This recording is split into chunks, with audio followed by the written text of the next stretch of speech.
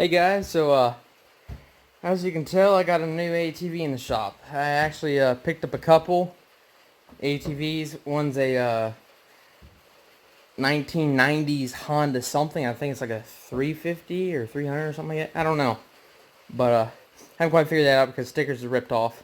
Everything's missing on it. Plastic racks, you name it, it's gone. It does run. All it's missing is a carburetor, but wires are everywhere. So. And here's the second one. This is from the looks of it, since it doesn't have rear suspension shocks, it doesn't have shocks up front, I'm going to say this is an 85 Yamaha Moto4 200. That's like 196cc. I just aired up the front tires. They are leaking. Because if you do the math, it's like 34 years old. Next year make it 35. I'm liking the size. This is a 22 by 7 by 8 by 10, and these are 22 by 12 by 8. Now, if the rims are still good, I'm going to run them on the Jacobsen. Okay? Now, eventually, these tires are all old, but building on a budget for my sister, I think I'm going to put an inner tube in this tire, these two tires, since their tread looks really good. I'm going to stick them on the Southern States most likely. But I really want to use these rims and run it on the Jacobsen. If anybody remembers Doc Sprocket's mule, I'll post a picture right here, is the original one. He ran 22s up front and in the rear. He built a solid axle that did not articulate. Now this front axle doesn't articulate, doesn't have the shocks, it doesn't have nothing. It's all solid. I'm thinking about taking that front axle and steering and adapting it to the Jacobsen. Now, I'm going to air up these rear tires, see how bad they are. Because honestly, I've never seen 22-inch tires with 8-inch rims. So that's a good bit of sidewall from the looks of it. So you can hear them. So let's get those aired up and go from there. This thing's even got the original toolkit still under the seat. Pretty crazy.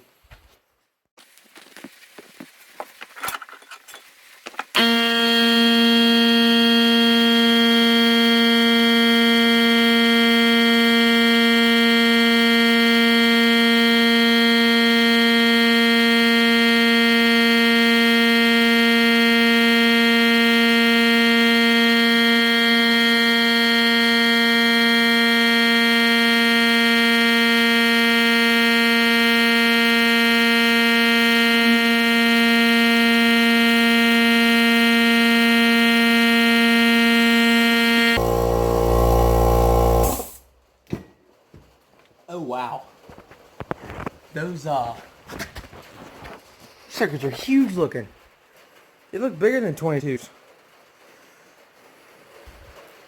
Dang, that's a lot of freaking sidewall. I've never seen 22s with 8-inch rims in person, and the sidewalls on this sucker is like ungodly. In person, I mean, dang. This four-wheeler grew 5 inches.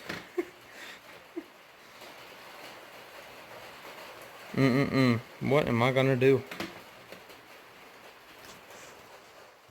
Okay, so I just got the tape measure out, and that is a true 22 by 7 tire. Now the rear here, it is not a true 22 by 12.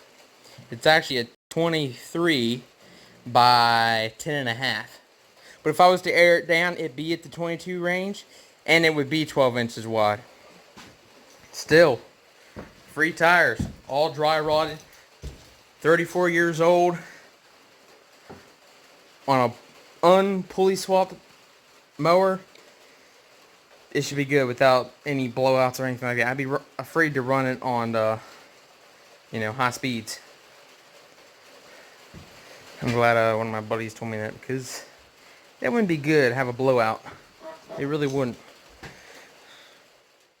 I was just thinking, this would be cool if I was able to get this running like hook it up to another ATV battery because I don't have that exact size. I have a spark plug that just took out of the Recon and I put a newer thing. I was just giving it a tune-up. So I know this works. Do that. I don't have a key, so I'd have to wire up some kind of switch. But there has not been a spark plug in this hole for I don't know how many years, so I'm sure there's water in there. As you can tell by the exhaust pipe, yeah, that ain't been used either. But man, this would be just really cool if I could get this running. The carburetor. I gotta remove a bunch of plastic to even find the carburetor. To remove the seat, there's some freaking pin up in there. I can't even see it at the moment. Like, that's under the seat. Where is it? Right here. Yeah, that thing. And then you pull it out and pull the seat off. It's unreal. So I'm going to take some things apart and go from there. Okay, so the old throttle thing was completely stuck. But this one I robbed off the other four-wheeler. Now it actually works. It's kind of big for this area, and there's no room for it, but at least the throttle works. Now I'm taking apart the car, and holy cow. It's a nasty one. Do the best I can.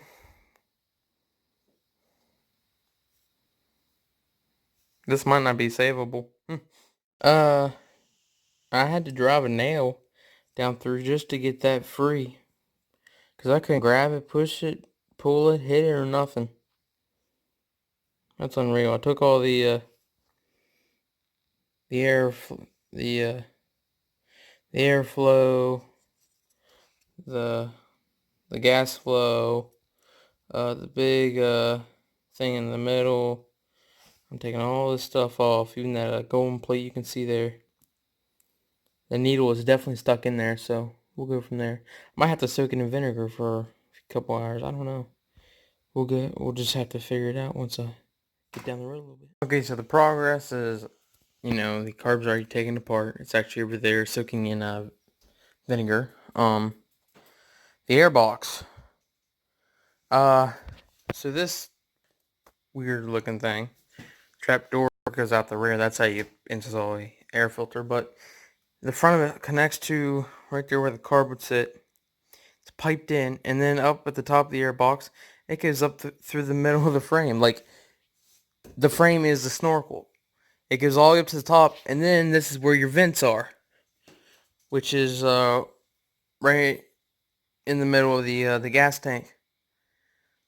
I've never seen anything like that. I didn't know something like this ever existed. That is pretty sweet, though, with the frame being the snorkel. I couldn't even get the airbox out. I had to completely roll it over and slide it out. Had to remove the tire.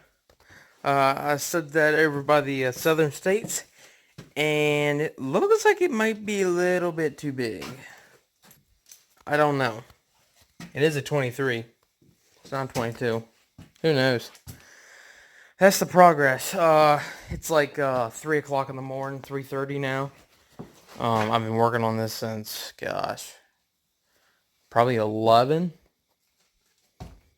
And there's things I'm not showing you, and there's some things I am. There's just so much going on.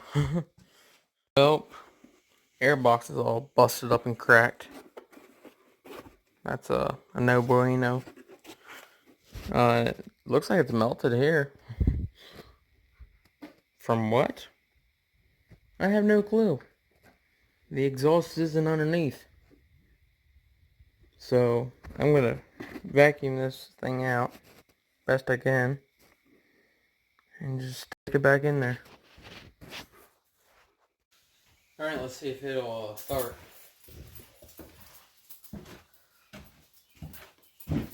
Battery's hooked up. The wiring's almost done. I don't have the high beams or nothing like that hooked up yet.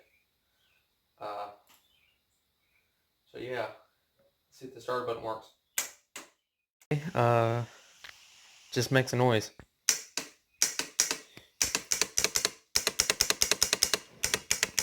Whatever that thing is like locked up or something. There's the coil. Okay, so I don't remember what it's called, but the red positive line goes up to it, right here under the seat. So blurry. What's this thing? When I hit the starter button, it just makes a noise.